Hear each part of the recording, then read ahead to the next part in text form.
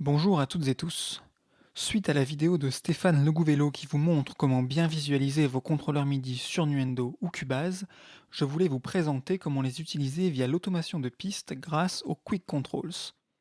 Cela permet de piloter les contrôleurs MIDI de vos instruments virtuels via un contrôleur MIDI ou en Yukon, comme dans mon cas avec une Artist Mix. Pour commencer, nous allons d'abord configurer les paramètres globaux de l'automation des contrôleurs MIDI.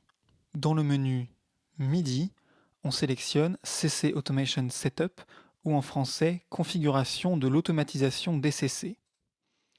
Pour la destination, on va choisir piste d'automation et pour le mode de fusion, on sélectionne remplacer deux dernières valeurs continues.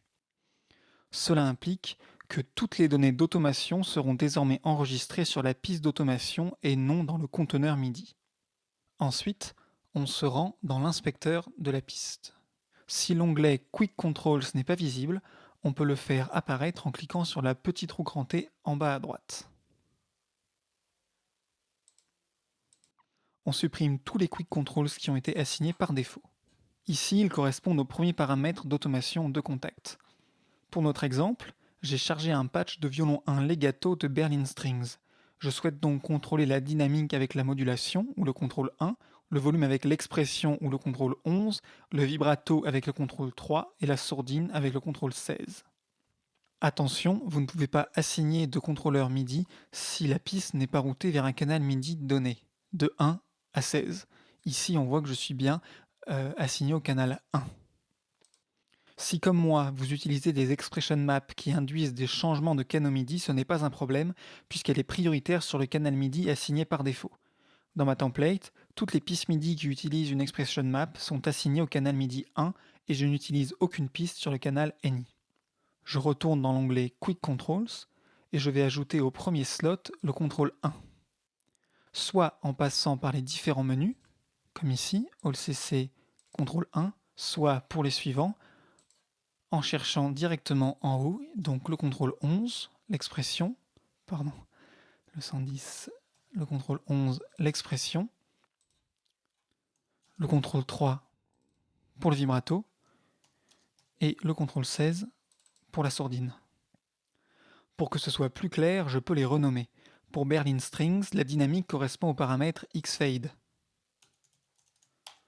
Je renomme également les autres, donc l'expression, le vibrato et la sourdine. Il est préférable d'utiliser des abréviations pour qu'ils s'affichent correctement sur mon Artist Mix. Ensuite, j'assigne chaque paramètre à une ligne d'automation.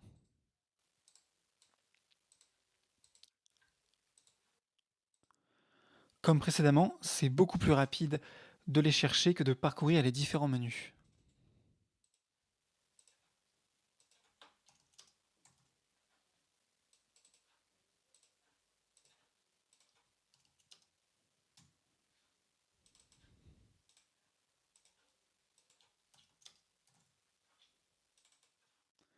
À présent, je peux éditer mes contrôleurs MIDI comme n'importe quel paramètre d'automation, soit avec le crayon, soit en lecture en ayant bien sûr au préalable enclenché l'écriture de l'automation, avec un fader MIDI sur mon clavier, la molette de modulation ou mon Artist Mix en Yukon. Pour accéder au Quick Control sur l'Artist Mix, il faut appuyer 3 secondes sur le bouton EQ. En faisant Shift Flip, je bascule les Quick Controls des potards au fader. Avec le bouton de Channel, je peux ensuite alterner entre tous les Quick Controls de ma piste sélectionnée ou afficher le premier Quick Control des 8 premières pistes sélectionnées. Je peux ensuite les faire défiler avec le bouton Page. Autre avantage d'utiliser les Quick Controls, je peux écrire au début de ma session des valeurs par défaut pour garder en mémoire la balance de ma template par exemple. En général, je mets la modulation à 64, l'expression à 100, le vibrato à 64